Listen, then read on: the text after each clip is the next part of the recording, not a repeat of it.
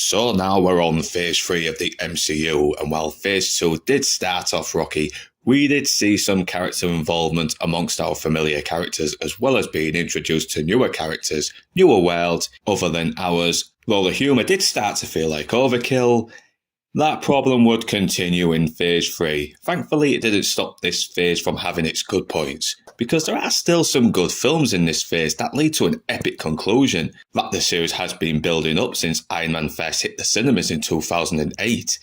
And despite some pretty cringeworthy entries, there was still some great moments that were strong enough to delay my craving for rat poison. So let's waste no time as we begin Phase 3 of the MCU series, starting off with Captain America: Civil War.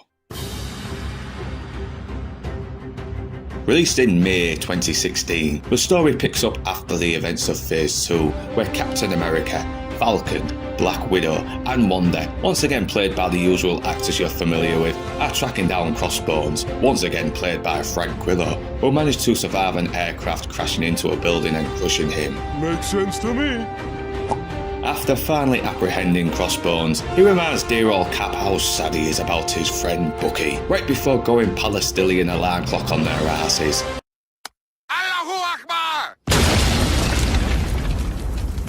Wanda manages to steer him away from the crowd, only to accidentally cause more harm anyway.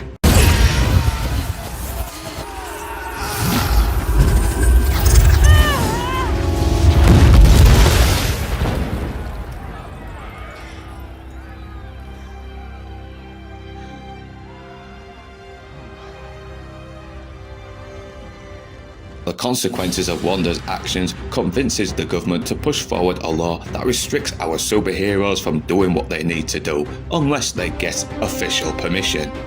Some feel okay for that for fear they could abuse their powers, others are more concerned about the agendas the people in charge will permit them to do or not do. And to make things worse, an international meeting with the world's leaders suffers a devastating terrorist attack by a man named Zemo, played by Daniel Brühl, who has framed Bucky for the attack. So now it's up to Captain America and Falcon to find Bucky and clear his name, while also trying to avoid the vengeful Black Panther, played by the late Chadwick Boseman, whose father was killed in the attack. Oh yeah, and Spider-Man makes his first appearance in the MCU as well. Once again, the regular actors do a great job playing their roles, and I like we start to see how the life of a superhero can take its toll, while also highlighting what happens when good intentions pave the way to hell. But it also does a great job of allowing the audience to come to their own conclusions on both sides of the issue. Should the government step in if someone overpowered is at risk of abusing their powers? Or what if the government had their own agenda and ordered people with those powers to harm innocent people for their own personal gain? Great support also comes from Chadwick Boseman as the Black Panther and Tom Holland as Peter Parker / Spider-Man. Boseman rocks as Black Panther. He's tough, imposing, but also smart and articulate, and after discovering the truth, his redemption does feel genuine. Vengeance has consumed you. It's consuming them.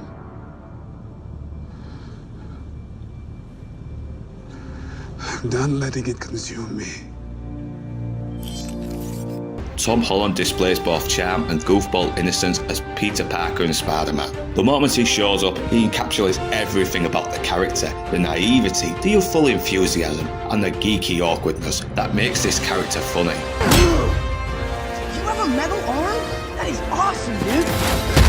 I also like the fact him and Ant-Man kind of end up fanboying around the opposing Avengers. They're nice moments that humanise the characters while also visually establishing how everyday people react to a world where superheroes are a real everyday thing. Anthony Mack improves as Falcon, who even grows as a likeable side character. And we also get to see more development between Wanda and Vision, played by Elizabeth Olsen and Paul Bettany, with Wanda trying to come to terms with her guilt and Vision learning to become more human. There's some great action, some great one-liners, even though they overdo it a bit. Fucking giant, man.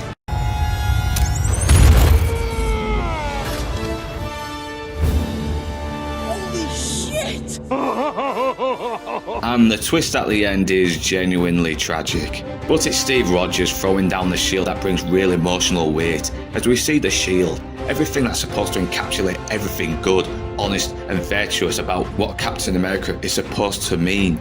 has now become sullied by the events of the past few movies. God, I miss the days when Kevin Feige actually had some passion. It also shows how much the past events have changed both Rogers and Stark, with Rogers' more black and white view on the world being blurred more into the grey, or how Tony Stark still fumbles trying to make amends for his past mistakes. But sadly, it lacks the consistency of the Winter Soldier, as the plot with Zemo's revenge does make the film more convoluted, and I get what they're trying to do. Like, what would happen if a man losing his family was one of the consequences of a superhero showdown? And while Daniel Brühl really sells the grieving family man, I couldn't help but think of him as a plot device to get the plot going. And yet, the one-liners get way too overused, and yeah, it's not the first film in a series to do that, but this was when it felt even more out of place, especially when you've got conspiracy theories involving sleeper agents, failed experiments, political debates on the moral implications of having superpowers, and it kills the tension. And despite the title, it only really feels more like a civil battle than an actual civil war. In the comics, the Civil War went on for quite a few issues. There was so much more build-up to a devastating conclusion. But still, while it doesn't top the second Captain America movie, it still manages to be much more smartly written than that piece of white guilt terrorist sympathizing crap that was the Falcon and the Winter Soldier. Stop calling them terrorists. There were still people in there. This is the only language these people understand. What a 42-carat plonker you really are! Sorry, Wyatt Russell, you deserve better. It has its problems, but it's still a great start to another phase that was still being made by people who had some passion before the dark times. I did not go to law school and rack up 6 figures in student loans to become a vigilante that is for billionaires and narcissists and adult orphans for some reason. So check it out, it's flawed, convoluted, but nonetheless, still worth watching.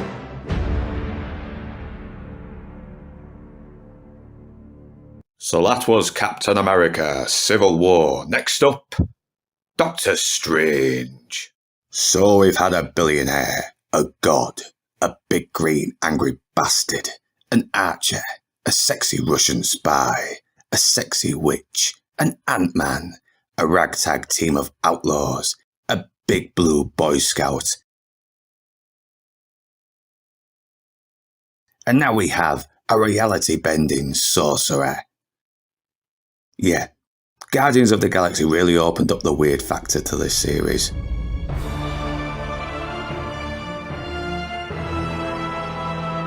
Released in November 2016, Doctor Strange tells the story of Stephen Strange, a brilliant but arrogant doctor played by Benedict Cumberbatch, whose career goes tits up after a bad accident that realistically should have crippled him, but only mangles his hands for some reason, and with every possible attempt to fix his hands proven to be futile, he turns into an arsehole that drives his girlfriend away. You care so much, don't you? Goodbye, Stephen.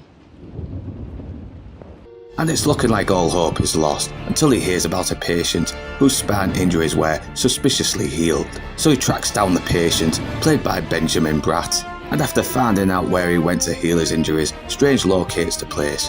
There he meets the Ancient One, played by a very bald Tilda Swinton. After some persuading, she decides to help him learn the ways of the power of causing your audience to trip their fucking balls off. I'm freaking out right now, man!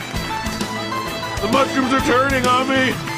Sadly, some arsehole named Cal Kakilius, played by a sadly wasted Mad Mikkelsen, has stolen the pages from a mysterious book from the Ancient One's library and plans to work with some big-headed arsehole named Dormammu to do some end-of-the-world bullshit. So now it's up to Strange and his super friends to stop them.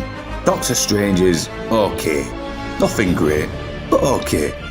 Don't get me wrong, it's fun, but it seems to repeat the same storyline that seemed to have been done better in Iron Man and Thor. You know, arrogant but charming genius suffers from an accident that humbles him and leads him to become a better man. But thankfully there are still some awesome man-bending action that was obviously influenced by Inception. And the fight scene between Strange and Kakilius' henchman's spirit while Strange's girlfriend tries to revive him is still kind of fun. In fact, it's the more batshit insane reality-bending fight scenes that add some inventiveness to an otherwise average film. Does that mean everything else is weak? Not really.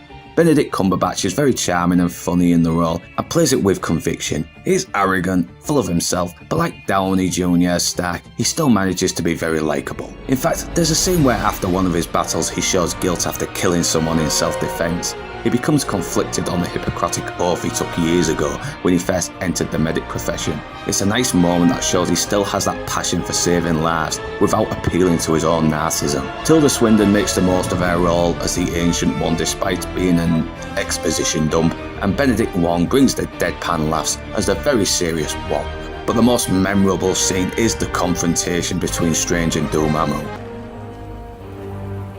Dormammu, I've come to bargain.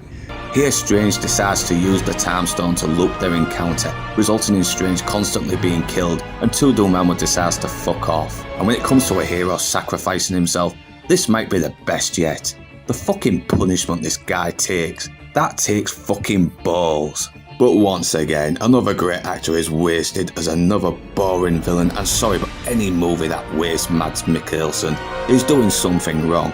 And where's he's not even the big bad, he's a hired gun who's in it for a stupid motivation that makes no sense. Sorry, when you write a villain, his goals have to make sense. We have to understand why he's doing what he's doing, and what he has to gain from it. Is it money, the world, some misguided act of redemption or salvation, or revenge? Nope, he wants non-existence of time. Oh yeah, and they're set up for Chiwetel Ejiofor to be the next villain, which, thanks to the idiots at Marvel, goes fucking nowhere. Sorry mate, you do well on here, but Marvel really fucked you on that. Overall, while it doesn't top some of the other entries before it, it still manages to be reality-bending fun.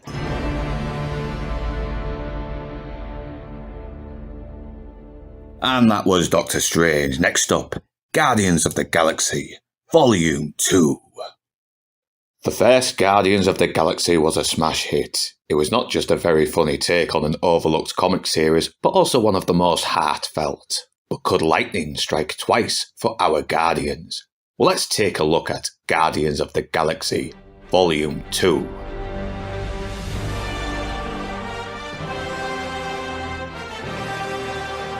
Released in April 2017, Guardians of the Galaxy continues where the first one left off, with the main cast from the first reprising their original roles, taking on an angry space octopus that's terrorising a bunch of arrogant, smug golden bastards ruled by the sexy but equally smug Aisha, played by Elizabeth Debicki. Whatever. And after destroying the beast, they receive their reward while apprehending Gamora's sister Nebula, played once again by sexy Ginge Minge Karen Gillan. But then Rocket manages to piss them off by stealing their Ambulex batteries, leading Aisha to send an army after our Guardians. Thankfully they're saved by a mysterious figure named Ego, played by the always awesome symbol of pure awesomeness Kurt Russell. Such a man! I'd follow him to hell and back, I would! Who tells him he's Peter Quill's father, and that he's been looking for him. So with the ship in need of repair, Rocket stays behind with Groot and Nebula, and the others go off with Ego, accompanied by his sexy wide-eyed assistant Mantis, played by Pom Kinantia, if I'm pronouncing that right, who can manipulate people emotionally, as well as feel their pain through touch. Quill spends more time with Ego and learns more about his father, and that he's a demigod, and that he may be a demigod too. And it's looking like Ego genuinely wants to make up for lost time with his son. But is he all that he seems? Meanwhile, Aisha hires Yondu, once again played by the always reliable Michael Rooker, to capture the Guardians. He finds Rocket, Groot and Nebula, only for his crew to form a mutiny against him. Nebula sets off to seek revenge against sexy green bitch Gamora, played by Zoe Saldana. I mean, I ain't no racist, but if the bitch is green, there's something wrong with the pussy. And after hearing Ego has found Quill, Yondu must escape with Rocket and Groot in an effort to rescue Quill. But can he reach him in time before it's too late? Guardians of the Galaxy Volume 2 had a lot to live up to after the success of the first movie, and thankfully it does, but it also doesn't.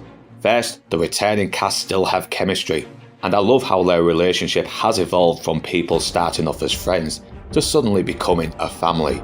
Chris Pratt is at his best as Star-Lord here, as we really start to see him evolve as a responsible leader, yet never loses that boyish charm that made him so likeable. But he's still naive, a little immature, desperate not to lose the father he's always wanted, refusing to believe his father may not be all that he seems. But thankfully, when he learns more, he does come through. Gamora and Nebula's characters, as well as their relationship, feel more developed. There's a scene where Gamora is sat alone, only for Nebula to come bursting in, leading to a bus stop, and it's here we get more insight into why Nebula hates Gamora.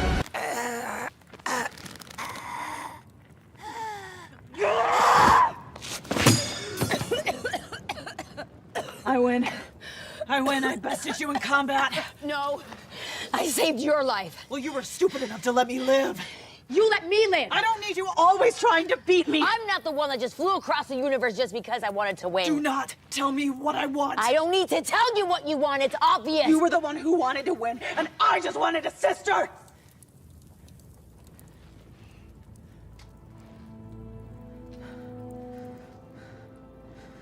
You were all I had.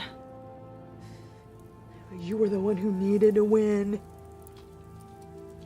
Thanos pulled my eye from my head, and my brain from my skull, and my arm from my body. Because of you. Karen Gillan really makes you feel her pain, and we also see Gamora played by guilt after realising she was also responsible for the way Thanos treated her. Kurt Russell is awesome as always, and his performance as Ego is no exception. He's charming, funny, and he instantly owns any room he's in. Then again, this is Kurt fucking Russell. The dude is so cool, you want Gamora to be wrong about him. And after the boring generic planks of wood that warns Tom Hiddleston as Loki, it's great to see another decent villain in the MCU. Bradley Cooper and Vin Diesel once again kick ass as the smart-ass Rocket and the adorably dumb but loyal baby Groot. Dave Bautista once again brings the deadpan laughs as Drax, and his scenes with Mantis did provide some hilariously mean-spirited laughs. I am hideous? You are horrifying to look at, yes. There's something about the way she pulls that wide-eyed, innocent-looking face when Drax calls her ugly. It kills me every time. But it does still lead to some tender moments between them, and as they spend their time together, he does seem to show he cares for her. But that's a good thing. Oh? When you're ugly and someone loves you, you know they love you for who you are. Beautiful people never know who to trust.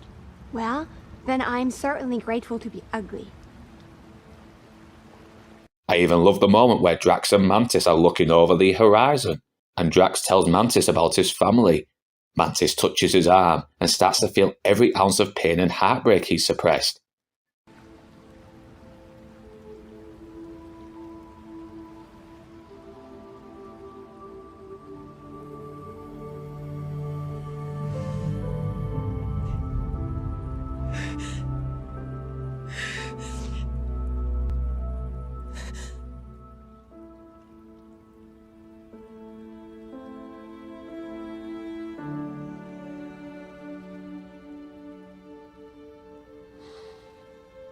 Man, this hits hard when it needs to. But it's Michael Rooker Yondu that makes this movie.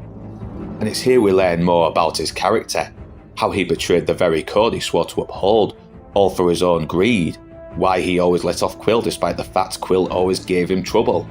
All this is great setup and build up for a great redemption that hits hard, especially during the end.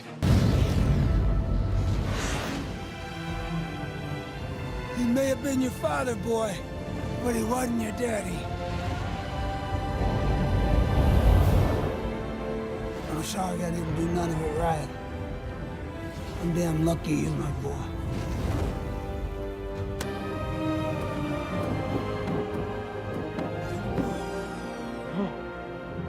No! No! Oh! Oh, come! No! No! Oh, no! And the prison break, with him, Rocket and Groot, might be both the funniest and most violent scene out of all the MCU movies. Seeing his mutinous crew along with this gentleman. Tase Laserface!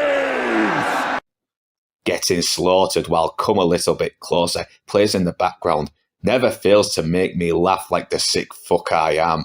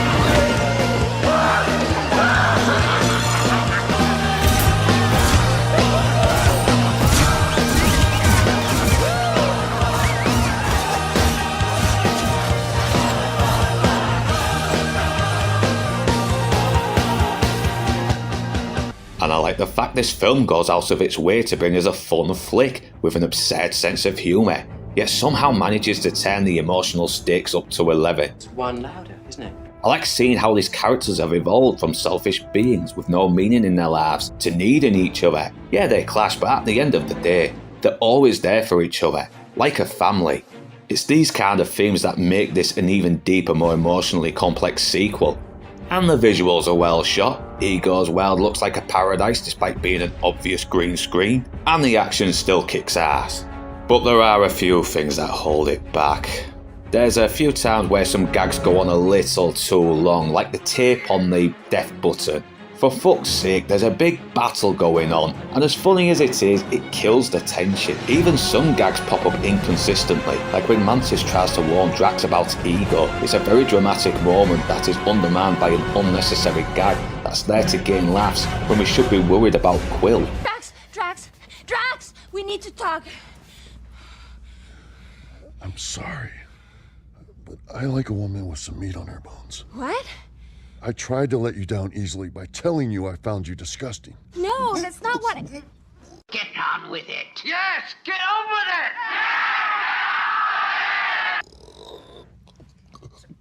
it! What are you doing? Oh, I'm imagining being with you physically. Drax, that's not... I don't like you like that.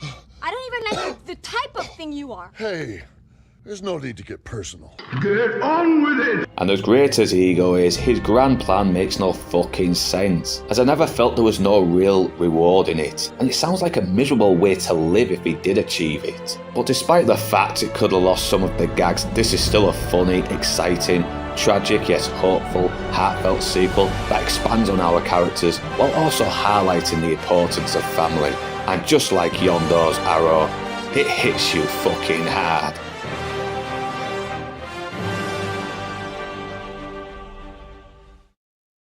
So that was Guardians of the Galaxy Volume 2. Next up, Spider-Man Homecoming. Spider-Man, Spider-Man, does whatever a spider can. Yes, after 15 years and 2 reboots worth of standalone movies, Spider-Man made his debut in the MCU in Captain America Civil War. And thanks to the youthful enthusiasm of Tom Holland in the short amount of time he was on screen, he pulled it off, gave me some optimism for his next outing. But was that optimism wishful thinking? Well, let's take a look at Spider-Man Homecoming.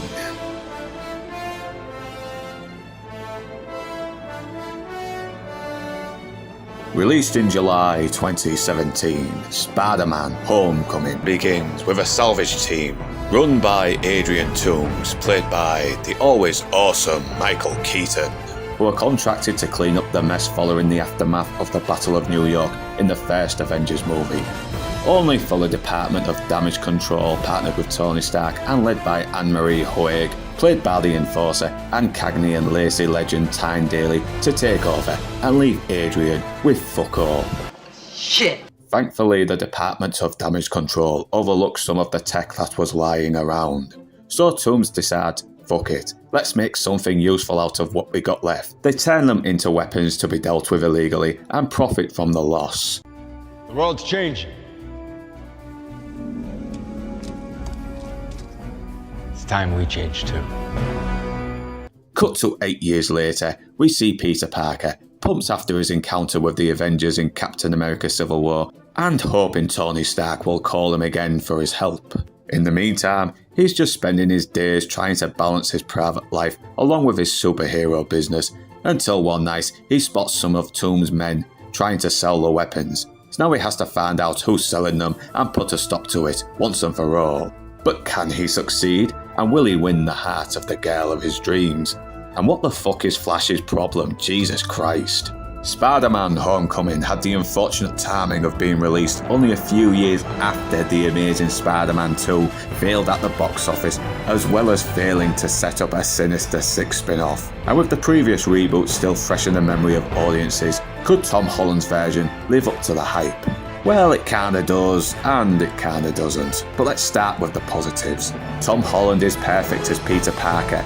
He's charming, awkward, funny, and brings a youthful enthusiasm that perfectly sums up why this character has been so popular for nearly 60 years. Jacob Batalon is also very likeable as Parker's best friend Ned, and these two do have some genuine chemistry. They're both fun to watch together, and when I see these two on screen, I don't see two actors pretending to be friends. I see two friends who have been through a lot together, and are always there for each other, no matter what. Marisa Tomei is also likeable as Aunt May, if a little bland, but still, there's no denying, she's the sexiest Aunt May. There's very funny appearances from Downey Jr. as Stark, Jon Favreau as Happy Hogan, Hannibal Buress brings the deadpan laughs as Coach Wilson, and Martin Starr as Dr. Harrington does play a very funny idiot teacher. We made it out alive, and that's the important thing. I couldn't bear to lose a student on a school trip. Not again. And we also get one of the funniest post-end credit scenes with Chris Evans as Captain America doing a PA video. When me and the missus saw it at the cinema, and it ended, one of the kids a couple of rows in front of us said to the other, "I can't believe you made us wait through all that." We pissed ourselves laughing on the way home. But it's Michael Keaton as Adrian Toomes, aka the Vulture, that steals the show. He's funny, tough, resourceful, but shows he can be ruthless when he wants to be. You see, he's just a guy trying to provide for his family, but he's also selling dangerous technology that could cause more damage to innocent people. So despite sympathising with him, he still has to be stopped. But the scene where he finds out Peter's secret identity is where he really shines. The look on his face as he puts all the pieces together shows just how powerful a scene can be when you show without telling. And I love how he goes from protective father and straight to not fucking around man. You hit in there, Gumdrop. I'm gonna give Peter the dad talk. Don't let him intimidate you. Love you. Love you, Gumdrop. Have a safe flight.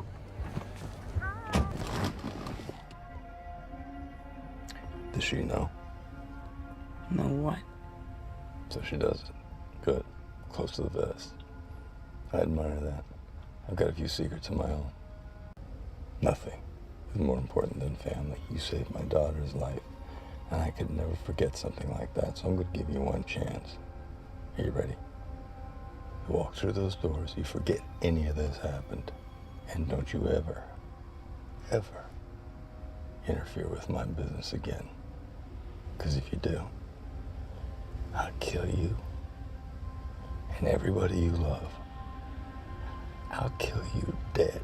That's what I'll do to protect my family, Pete. You understand? Phase 3 really improved on the villains here. So yeah, Michael Keaton is awesome. What else is new? The dialogue is fun. The action is fun. The characters are pretty likeable. Mostly. And it does a good job showing us Peter trying to balance life and school, while also trying to be a superhero. But it also does a good job displaying that Peter Parker still has a lot to learn, especially when it comes to being a superhero. Like the scene where Peter fucks up trying to stop the Vulture's henchman on a ferry, leading to Tony Stark to save him and take away his suit for disobeying him. Okay, it's not working out. I'm gonna need the suit back. For how long? Forever. Yeah, that's No, how it no, no, works. please, please, please, Mr. Let's have Stark, it. you don't understand. This is all I have. I'm nothing without this suit. If you're nothing without this suit, then you shouldn't have it, okay?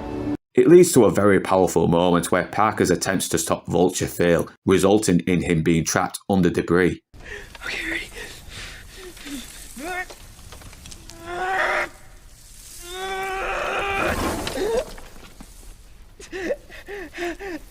Hello? Hello? Please! Hey, please! I'm down here! I'm down here! I'm stuck! I'm stuck! I can't move! I can't...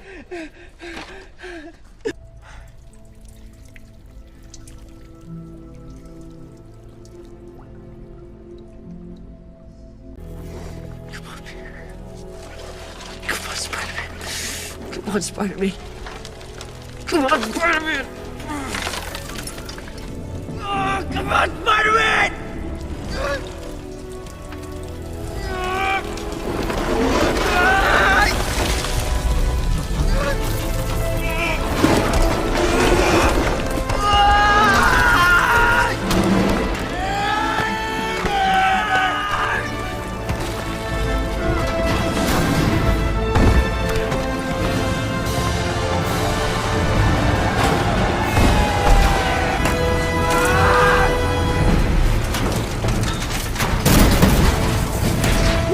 And Peter's arc from impressionable newcomer to learning there's more to being a superhero than donning tights and fighting criminals does feel genuine. Christ, even when he finally has the chance to spend the night with the girl of his dreams, he puts his own happiness aside to do the right thing. That's the price of being a superhero. Superheroes being narcissists. Fuck off, She-Hulk, your live-action assassination of a likeable character pile of shit. I did not go to law school and rack up 6 figures in student loans to become a vigilante that is for billionaires and narcissists and adult orphans. What you just said is one of the most insanely idiotic things I have ever heard. But despite all the praise, there is still a lot that hold this movie back from being truly great. Spider-Man's origin is completely ignored.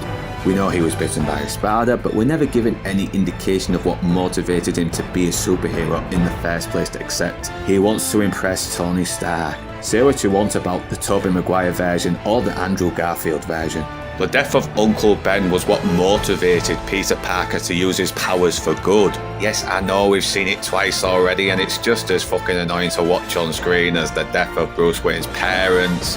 Maybe if they did it in a flashback during the opening credits like the Incredible Hulk did, it would have been a good way to give us context while avoiding a repeat of something we're already tired of watching. And remember Flash, the muscle-bound jock who bullied Peter Parker? Well, here's the MCU's idea of a muscle-bound bully jock. Jesus Christ. In the original versions, you got how people clung to Flash, you got why he was the bully, he was strong, he was the alpha. And in high school, the alpha dominates the better to assert his dominance.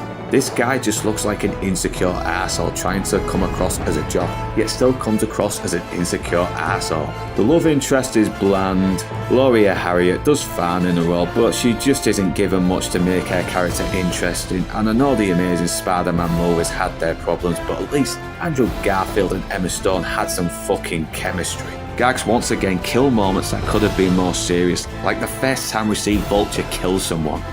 And this is a serious moment, where the character has now crossed that line, and instead of emphasising the dramatic weight of the situation, we get this.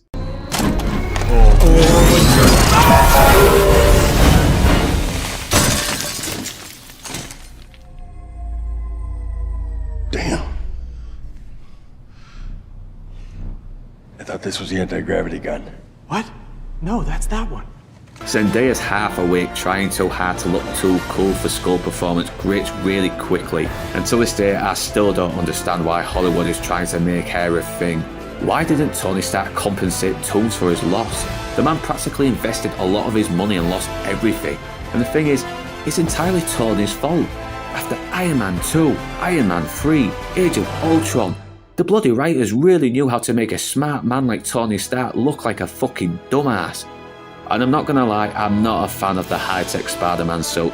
I prefer Spider-Man when he works more as a low-level working-class lad who has to be resourceful when he needs to be, and not as Iron Spider-Man. Oh yeah, and Shocker is in it, and so is Scorpio. You'll forget them within minutes. Two of Spider-Man's most formidable foes, and they're basically non-entities here. So as both a Spider-Man and MCU movie, it's a mixed bag. There's a lot to like, but there's also a lot of obvious gripes that could have been resolved with a few rewrites. And while it's hit and miss, there is still enough to make the viewing experience passable. So while lacking in the consistency of the other incarnations and playing things a bit too safe, this still manages to be web-slinging fun.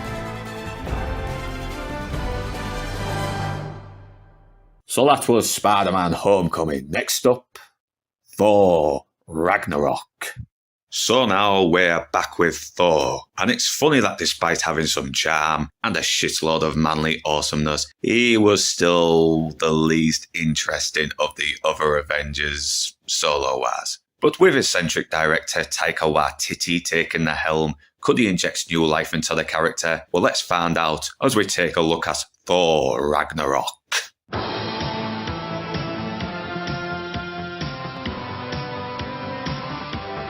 Released in November 2017, Thor Ragnarok begins with Thor, once again played by Chris Hemsworth, who is captured by Ragnarok, only to escape, kill him, before heading back to Asgard. Okay, movie over, villain is dead. But wait! There's more! Thor finds out that his father Odin is Loki in disguise. Fearful for his father's safety, he forces Loki, played by Tom Hiddleston, to take him to his father's location, and thanks to the help of Doctor Strange, they find Odin, played by Anthony Hopkins, who warns them that their sister Hela, played by Cate Blanchett, is on her way and is out for revenge. Odin dies, and what a coincidence, Hela arrives. Thor and Loki's attempts to stop her fail, and Mjolnir is destroyed. Shit!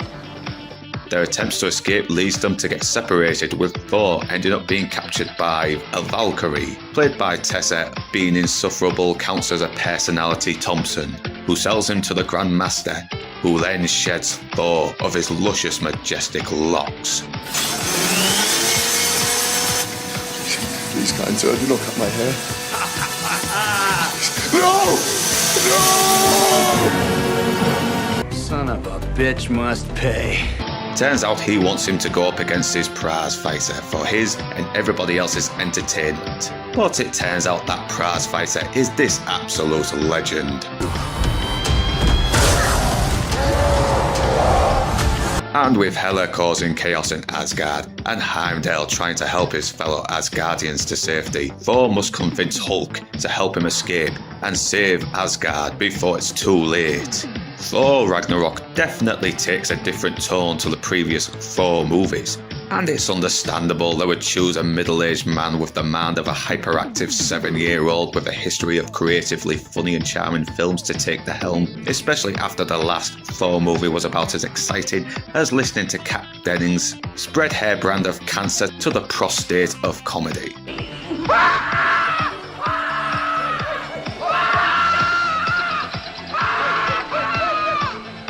But did he pull it off? Well, just about. Chris Hemsworth looks like he's having more fun in the role as Thor, and he does get to show off a bit more personality, as well as a gift for comic timing, but at the same time we are given development into his character as he is forced into a vulnerable situation, having to rely on his wits as well as his brawn. Idris Elba is reliable as ever as Heimdall, who I forgot to praise in the previous movies, so I hope this makes up for my past mistakes. Tom Hiddleston still rocks as Loki, and him and Chris Hemsworth are given more chance to show off their chemistry as sibling rivals. Not quite trusting each other, but eventually learning to put their squabbles aside. Hey, let's do Get Help. What? Get Help. No. Come on, you love it. I hate it. It's great. It works every time. It's humiliating. Do you have a better plan? No. We're doing it. We are not doing Get Help. Get help! Please! My brother's dying! Get help! Help him! Oh, classic. Oh, still hate it? It's humiliating. No, not for me, it's not. But it's Jeff Goldblum as the Grand Master that steals the show. He's a man of leisure, hedonism, murder, and pulling off the sickest parties ever. And man, Goldblum really looks like he's having a fucking ball playing this tyrannical psychopathic weirdo. The inflections in the way he speaks just cracks me up. Who are you? I am the god of thunder! Wow, I didn't hear any thunder, but out of your fingers, was that like sparkles? Carlo? I pardon you. Oh, thank you. Thank you. You're officially pardoned from life. And I'm being serious, I want to hang out with him. He seems fun. Karl Urban is also a nice addition, and I do like his arc from selfish survivor to altruistic badass.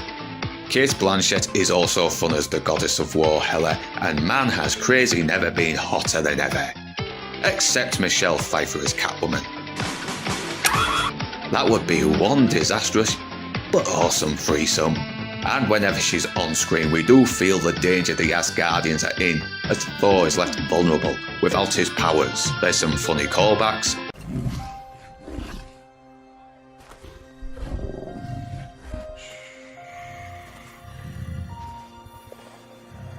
That's it. Sun's going down. I won't hurt you anymore. No one will.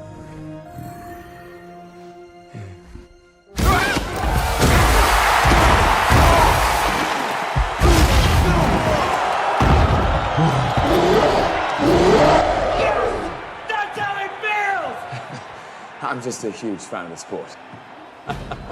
Memorable side characters, and also a fucking rocking soundtrack.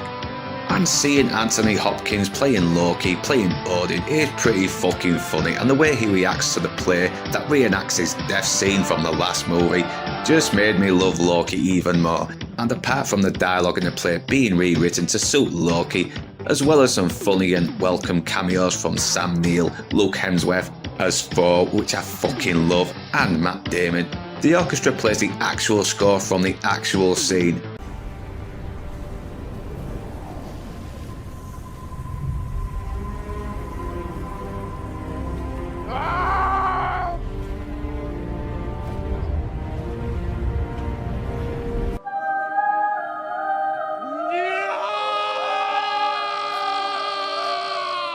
That is fucking funny.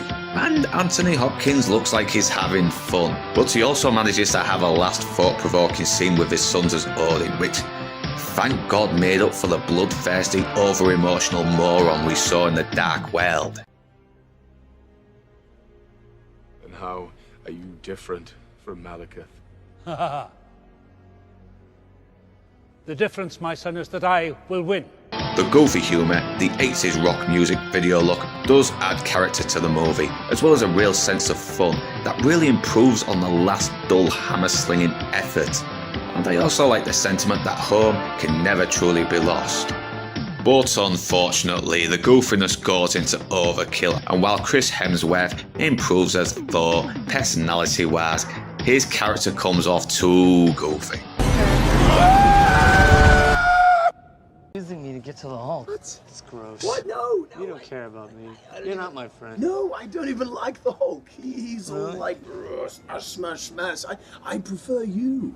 Not as bad as this. But it felt very out of character. Even Bruce Banner was turned more into a goofball, and apart from kicking ass as the Hulk, he doesn't really do much.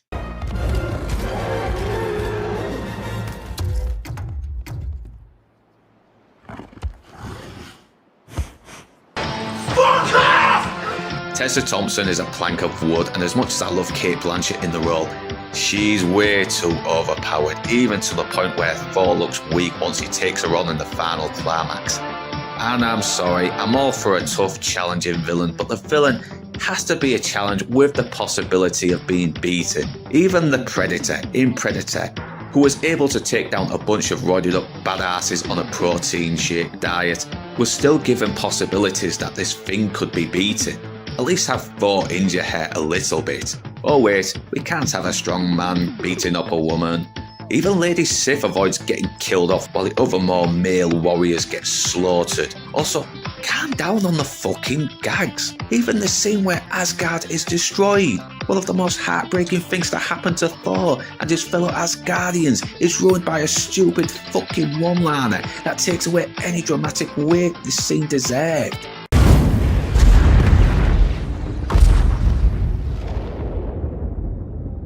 The damage is not too bad. As long as the foundations are still strong, we can rebuild this place. It will become a haven for all peoples and aliens of the universe.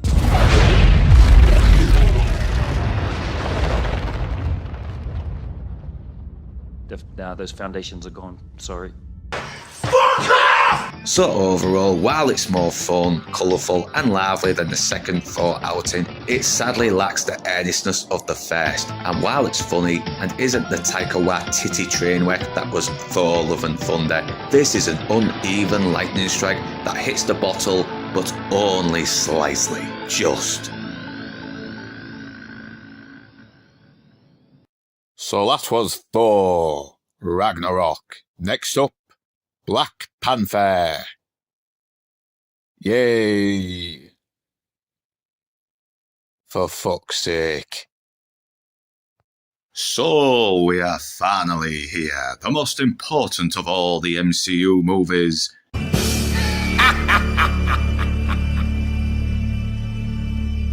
The first superhero movie to feature a black lead, after Blade. And the one movie of the MCU to really give it to those racists while catering to the racist Chinese government. Yay!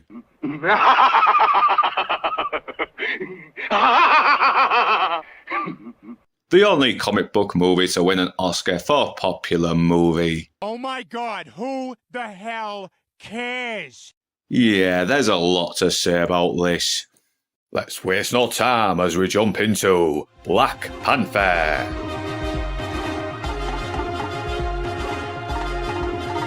Released in February 2018, Black Panther picks up where Civil War left off, where Black Panther himself, T'Challa, played by the late Chadwick Boseman, kicks the fuck out of a rival and is crowned King of Wakanda. Unfortunately, Cloud, played by Andy Serkis, arrives to make this movie more fun, when he and Killmonger, played by Michael B. Jordan, steal an artifact. Things go tits up later when T'Challa screws up their plans. Killmonger kills Cloud and challenges T'Challa to the throne of Wakanda. And after defeating T'Challa, he takes over and plans to use the vibranium as a way to develop weapons in order to arm every black person who still supports BLM. What a wanker. But with T'Challa injured, can he recover in time to stop him and save the rest of the movie from racism? Black Panther really went full on sucking its own dick while tickling its own arsehole when it came to scoring political brownie points that are about as genuine as Elliot Page's claims of being happy and healthy. The film is bloated, the characters are flat, the plot relies on whatever convenience they could pull out of their asses in order to write themselves out of the corners they write themselves in, and yet the filmmakers still somehow works up the nerve to sniff their own farts on release. The late Chadwick Boseman is still perfect in the role of T'Challa, and while he tries his best, the script doesn't give him enough to work with, and it's a shame as he was so much more complex and interesting in Civil War. Letitia Wright as T'Challa's sister Shuri is an insufferable know-it-all. Michael B. Jordan is not sympathetic as villain Killmonger, and I don't care what anyone says, he's a fucking narcissist, an entitled maniac, and that's how his character should be viewed, not some poor victim to systematic racism. He's basically every cultural Marxist organisation all rolled into one. Oh, and he's the villain. Actually, this film may be smarter than I thought. Also, his performance is absolute cringe. Every time he tries to act tough or imposing, he ends up coming across like a whiny bitch. Even more cringe is the badly rendered CGI. For fuck's sake, this came out 10 years after the first Iron Man. How the hell does this look so fake, yet this looks like it's actually there? And what is the point of having a man or fight when both men are wearing suits that protect them from harm? Yeah, we got that fucking train that takes away the suit for some reason, I don't know, it makes no fucking sense. But when we see our hero and villain battle, we need to know and feel the damage and consequences of that battle. It adds suspense knowing the hero may not make it out alive, while also giving us hope that the villain can be defeated. But still, at least we have Andy Serkis to make it enjoyable. Hey, come here. Come here, come here. It's okay. You can go, but just don't tell anyone, all right?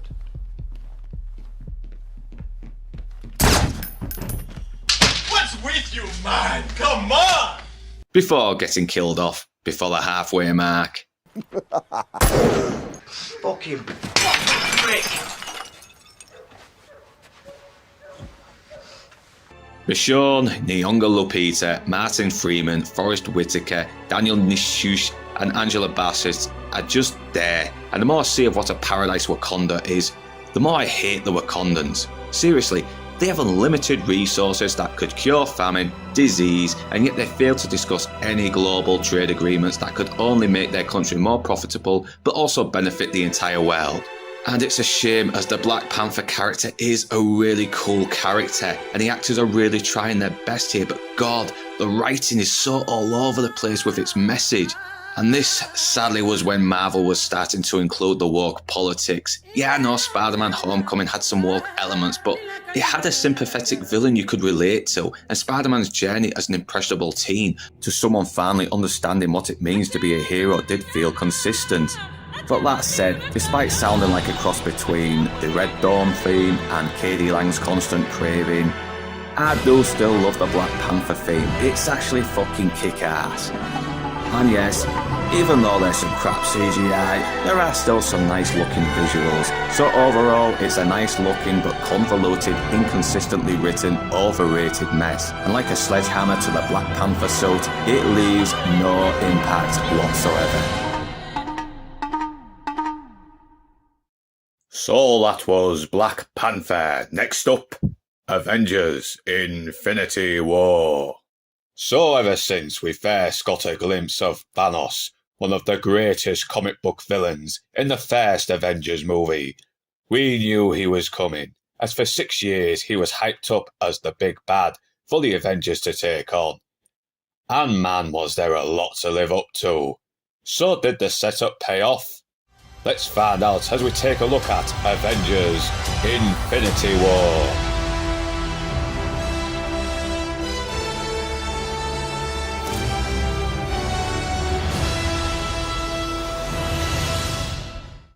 Released in July 2018, Avengers Infinity War picks up where Thor Ragnarok left off, with Thanos, played by Josh Brolin, slaughtering the Asgardians that Thor rescued in order to obtain an Infinity Stone from the Tesseract Loki brought with him. Hulk, played by Mark Ruffalo, Loki, played by Tom Hiddleston, and Thor, played by Chris Hemsworth, tried to stop him, but are powerless. So Heimdall, played by Idris Elba, sends Hulk back to Earth. He ends up landing in Doctor Strange's home. Thanos kills Loki and Heimdall while Thor is tossed into space. And is Thanos done? No way. It seems Thanos is after all the Infinity Stones from the previous movies in order to use them to wipe out half of the universe.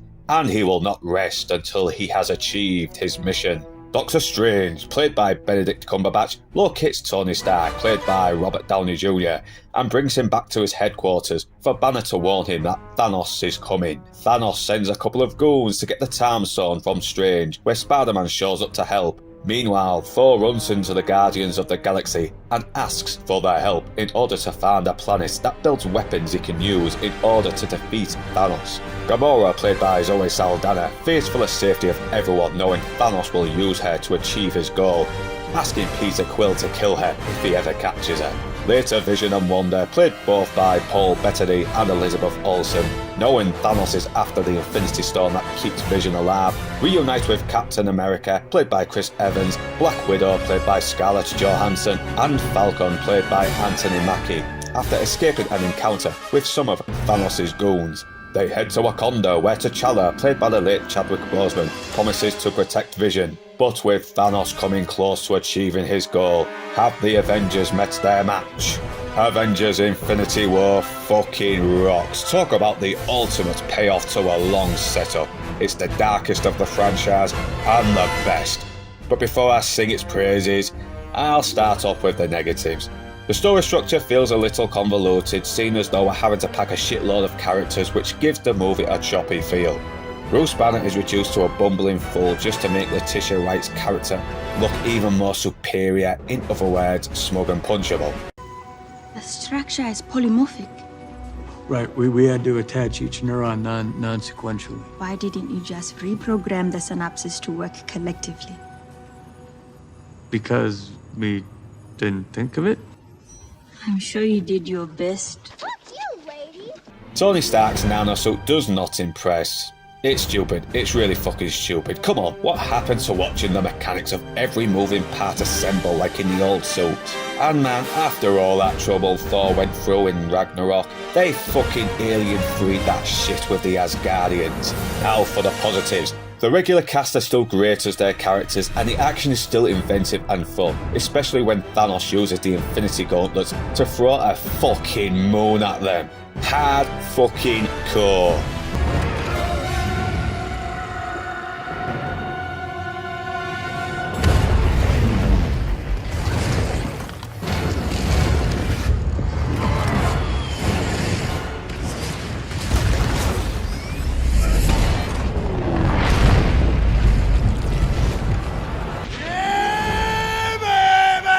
And finally, the fucking Guardians of the Galaxy team up with a couple of the Avengers, which more than makes up for them not appearing in Age of Ultron. Star-Lord trying to look and speak more manlier than Thor is fucking funny. You will not be taking our pod today, sir. Are you mocking me? Are you mocking me? Stop it, you just didn't do it again. He's trying to copy you. Just stop. Enough! I like the fact that Rocket's lust for blowing shit up endears him to Thor.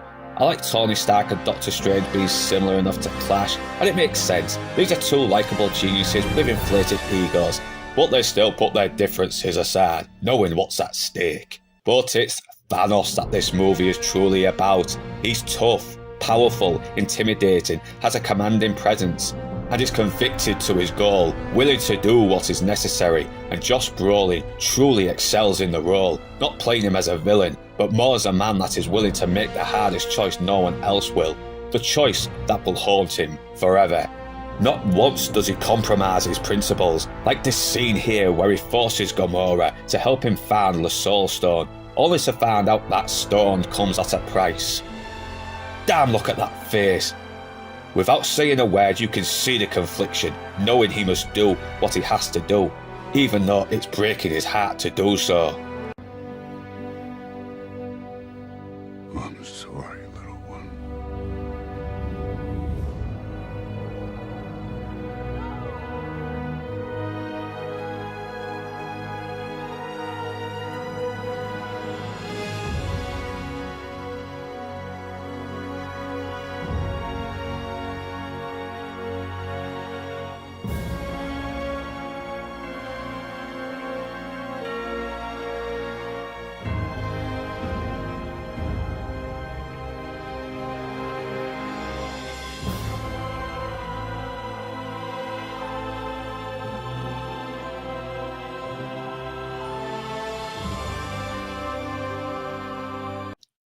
And the craziest thing is, he actually fucking wins. He fucking wipes out half the universe like he set out to do. Jesus Christ, talk about traumatizing the kids you're selling your fucking toys to. Hey look, there's the Spider-Man action figure. Remember Spider-Man who was last seen here? I don't feel so good. You're all right. I don't know what's happening. I don't know. Hurry. I don't want to go. I don't want to go, sir. Please. Please, I don't want to go. I don't want to go.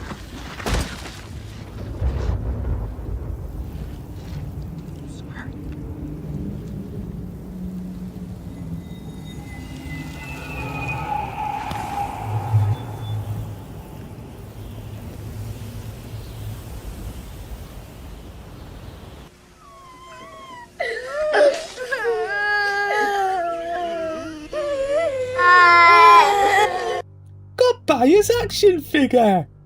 And it doesn't stop there after Captain America says this.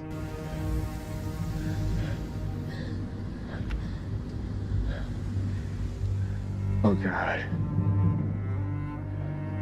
It ends with Thanos on an isolated planet, looking at the sunset, smiling, enjoying his victory. The fucking balls on this movie, I fucking love it. The ending is a very haunting moment, made even more tragic by Alan Silvestri's somber score.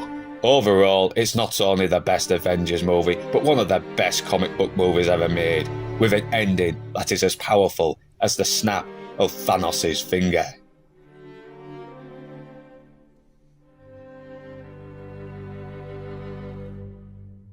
So that was Avengers Infinity War. Next up, Ant-Man and the Wasp.